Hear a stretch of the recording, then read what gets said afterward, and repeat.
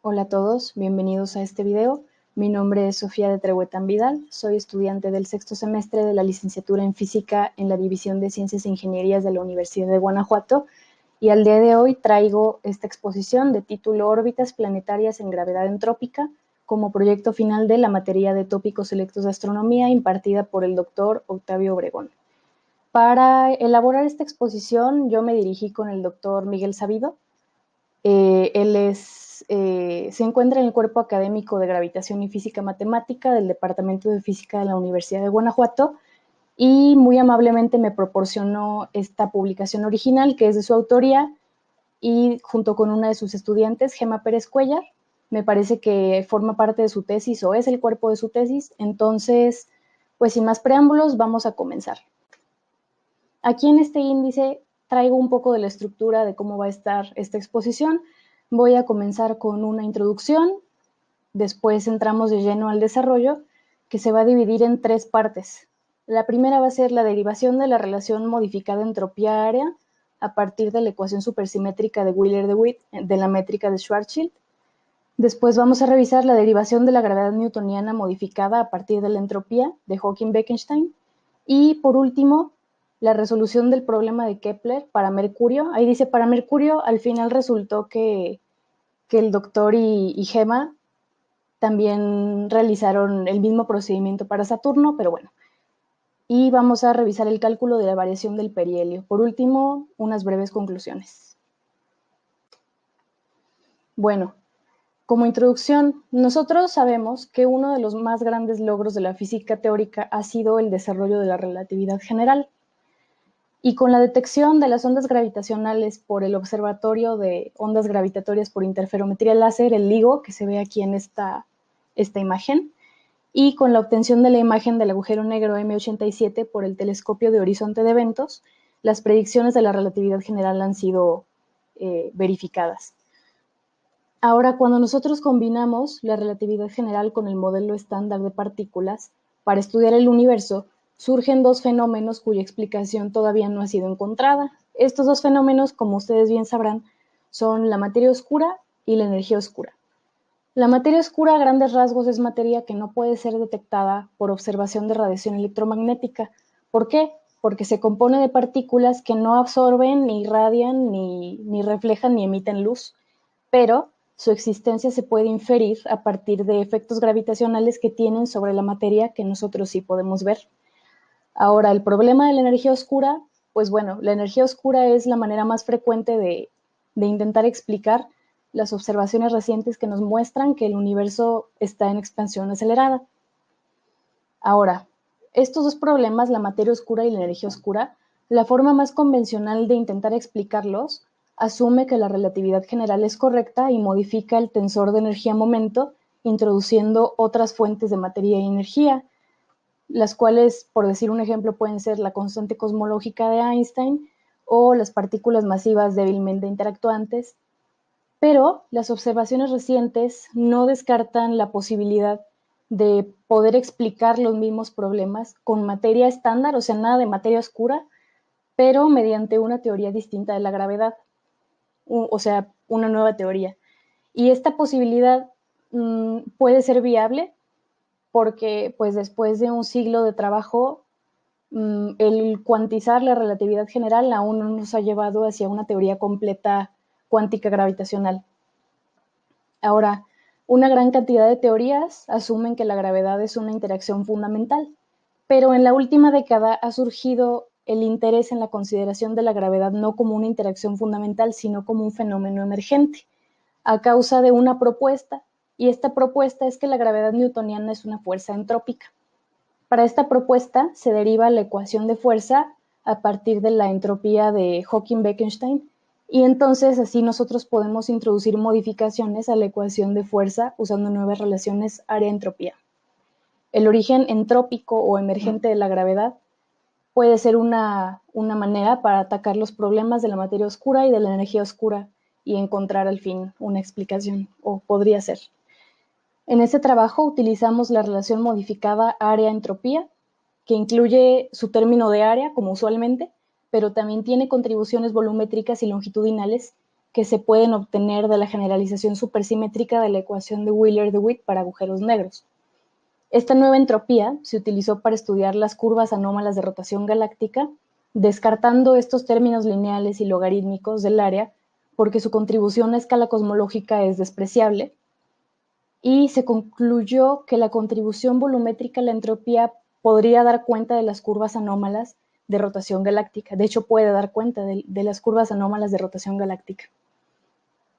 Entonces, en este trabajo se analizan las contribuciones de la relación modificada área-entropía en la escala del sistema solar, se calculan las órbitas planetarias y se pone atención en la variación del perihelio, de Mercurio y, bueno, de Saturno también, con el fin de hallar límites en los parámetros de entropía.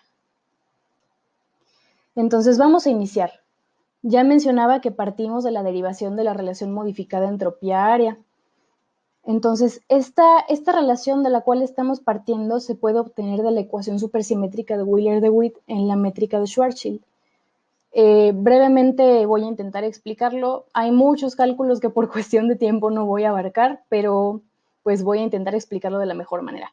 La métrica de Schwarzschild está dada por la siguiente expresión, y de ella a su vez puede obtenerse la métrica de Minkowski-Sachs, que es esta segunda. Entre ambas hay un difeomorfismo. Y para este modelo cosmológico, la ecuación de Wheeler-DeWitt es esta de aquí. ¿Y qué tiene de importante? Pues originalmente este resultado se usó para estudiar los agujeros negros, y este resultado tiene una generalización supersimétrica que puede obtenerse si usamos la aproximación de Graham, resultando en esta otra expresión de aquí. Ya de aquí se puede utilizar la aproximación de Feynman-Gibbs para derivar la entropía y se obtiene esta función de partición de aquí.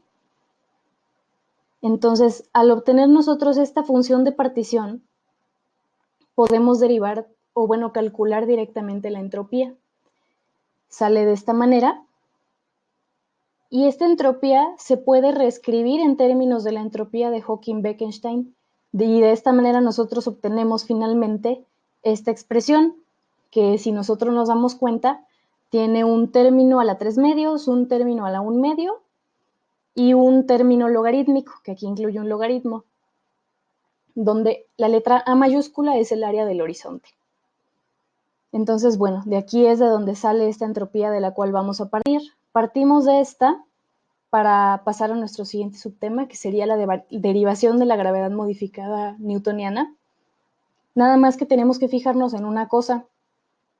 Aquí tenemos también este término a la 3 medios, este término a la 1 medio y el término logarítmico, pero con la diferencia de que estos parámetros alfa, gamma y épsilon acá son diferentes.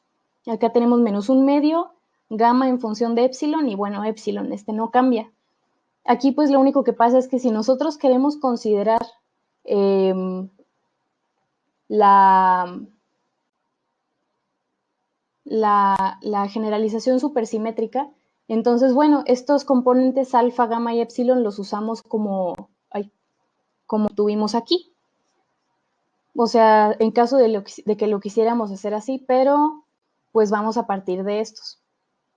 Entonces, ahora, este término a la 3 medios, que tiene aquí como parámetro épsilon, es el término volumétrico y está presente cuando nosotros consideramos los grados de libertad de las teorías cuánticas de campos. Estos términos volumétricos normalmente no se encuentran en las teorías clásicas de gravedad.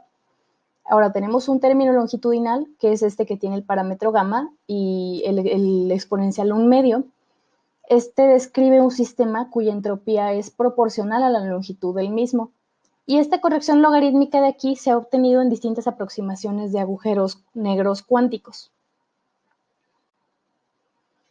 Entonces, un físico de nombre Berlin derivó la gravedad newtoniana como una fuerza entrópica. En realidad, otro físico llamado Jacobson ya había derivado las ecuaciones de Einstein como una fuerza entrópica, pero Berlin lo hizo para la gravedad newtoniana.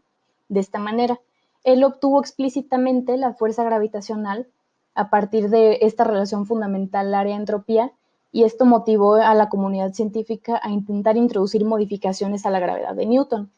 Entonces, la expresión para la gravedad de Newton, pero en términos de entropía, es de esta manera. Aquí ya podemos ver claramente cómo hay términos de Newton. Está, por ejemplo, la constante de gravitación, está una masa más pequeña, una distancia al cuadrado, y la entropía está conformada por la entropía de Hawking-Bekenstein, pero adicionalmente una función, que es esta S garigoleada de A, que engloba las correcciones. ¿A cuáles correcciones me refiero? Pues a la corrección volumétrica, logarítmica y longitudinal. Entonces, la derivación de la fuerza modificada de Newton es la siguiente. Si nosotros la derivamos esta anterior, pues bueno, va a salir esto de aquí. Y nosotros perfectamente lo podemos reescribir en coordenadas esféricas. Sería de esta manera. Aquí se conservan estos componentes, nada más que después, a partir de este punto, se llevan a cabo algunos cambios de variable, pero bueno, no por cuestión de tiempo pues sí, principalmente por cuestión de tiempo no voy a incluir todos los cálculos, nada más mencionar que hay algunos cambios de variable. Y este término que está aquí, que sería r cuadrada phi punto, lo vamos a considerar como el momento angular. Bueno, aquí antes de continuar, estas contribuciones asociadas al término logarítmico y longitudinal son irrelevantes a grandes escalas, pero en este trabajo fueron considerados por cuestiones de completez. Ahora sí, este término de r cuadrada phi punto se le llama el momento angular. Y como nosotros sabemos, en un problema de Kepler común, pues el momento angular se conserva y las órbitas se restringen a un solo plano. Un planeta o un cuerpo astronómico pues no va a ir así oscilando en órbitas irregulares, se van a restringir a un plano. Aquí llegamos a la resolución del problema de Kepler para Mercurio, reescribiendo esta ecuación anterior en coordenadas esféricas, pero ahora queremos la ecuación radial, que va a quedar así. Entonces, si nosotros derivamos una constante, que es el momento angular, pues ese término va a dar cero, se va a simplificar, ya no va a estar ahí. De aquí que pues aquí ya no esté y vamos a tener esta expresión. Aquí se definió mu equivalente a Gm, G mayúscula, M mayúscula. Eso es un cambio que aquí no menciona, pero aquí. Gm es igual a mu, aquí. Entonces, operando esta ecuación radial y realizando cambios de variable, se obtiene esta ecuación diferencial que para resolver se hizo uso de un método perturbativo, es decir, se intentó hallar la U con esta funcioncita, considerando que todo esto está en términos de épsilon, en potencias de épsilon, perdón. Entonces, bueno, para U0, bueno, aquí tenemos U0 y U1. Para U0 se encontró la siguiente solución. Y por otro lado, para U1 se encontró esta otra solución un poco más grande. Finalmente, después de operar un poco más, la solución para U es esta de aquí, haciendo la consideración de que delta es mayor que 1. Entonces, pues, aquí queda esta solución para U. Con esto, se calculó el ángulo de precesión para un periodo. Ese ángulo de precesión está representado con la letra phi subentropic y se describe de la siguiente manera. En términos de los parámetros de entropía, este ángulo de precesión que se calculó aquí da una precesión que se llama delta subentropic y es aproximada a esta cantidad de aquí, en términos de parámetros de entropía. Y si esta precesión la queremos reescribir en términos de los parámetros de la órbita, esta precesión se puede escribir así: delta subentropic es igual a esta expresión, que aquí tiene, bueno, desde aquí tiene los términos gamma, epsilon, alfa, aquí los conserva, y aquí podemos ver claramente que A, esta letra A que aquí no estaba, es un término de parámetro de la órbita, es el eje semimayor de la órbita. Esta E, que aquí tampoco está, es la excentricidad. Y bueno, LP, L sub P, pues siempre es la longitud de Planck. Ahora, ya que se llegó a este punto, lo que hizo el doctor Sabido con su estudiante fue usar los valores para la órbita de Mercurio. Estos son valores dados de G por M, del eje semimayor y de la excentricidad. Entonces, usando esos valores, la precisión que obtuvieron fue esta. Aquí recordemos que se desprecian el primer término que incluye a gamma y el tercer término que incluye a alfa. El que nos interesa realmente es el término que tiene el parámetro epsilon, y la corrección de la modificación entrópica, es decir, epsilon, debería ser muy pequeña. Entonces, considerando esto y teniéndolo en mente, se usó el valor observado de la precesión de la órbita de Mercurio y se hizo la suposición, o sea, se consideró que las modificaciones entrópicas son correcciones a la predicción de la relatividad general. De esta forma fue que se halló este límite para la contribución entrópica. ¿Y qué quiere decir? Que la precesión entrópica, o bueno, el valor absoluto de la precesión entrópica es menor o igual al valor absoluto de la resta de la precesión observada menos la precesión de acuerdo con la relatividad general.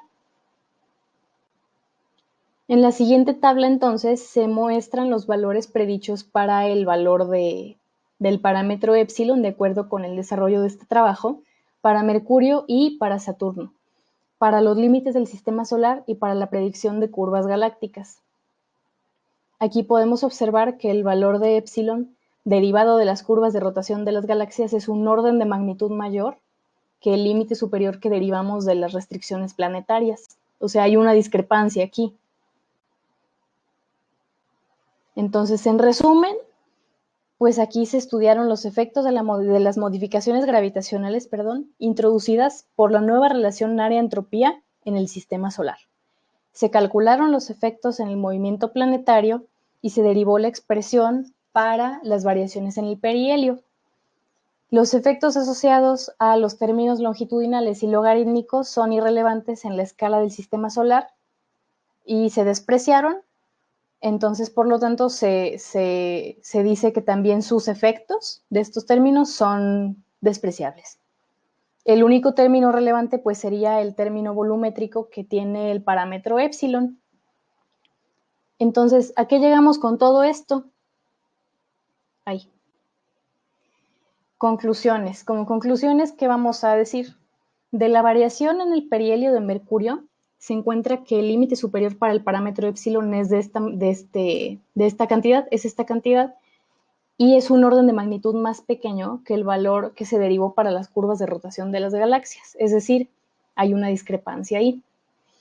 En segundo lugar, se puede obtener una predicción para la precesión entrópica a partir de un valor de epsilon teórico que está dado por esta expresión, esta de aquí.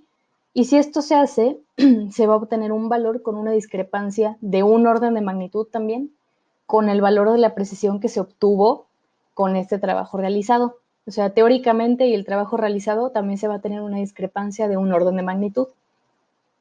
Entonces, como conclusión total, la diferencia entre los límites para el sistema solar y la rotación galáctica parecen indicarnos que la modificación entrópica que se intentó realizar como una alternativa al tratamiento convencional de los problemas de la materia oscura y de la energía oscura no nos puede dar cuenta de las curvas anómalas de rotación de las galaxias.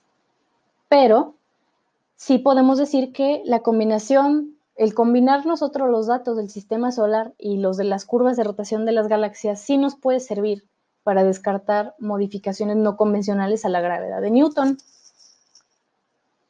Básicamente eso. De hecho, el doctor, platicando ayer, me comentaba que con otro de sus estudiantes hizo el mismo tratamiento, pero para las curvas de rotación de las galaxias, y el método funcionó, pero ahora tratando de aplicarlo aquí en el sistema solar, entonces evidentemente no funcionó. Lo que se pretendía era ver si se podía quitar a la materia oscura de toda esta ecuación y resolver un problema, pero pues no se pudo. Pero este trabajo sí nos es útil para descartar modificaciones que no son convencionales a la gravedad de Newton. De mi parte esto fue todo y les agradezco mucho por ver el video y muchas gracias.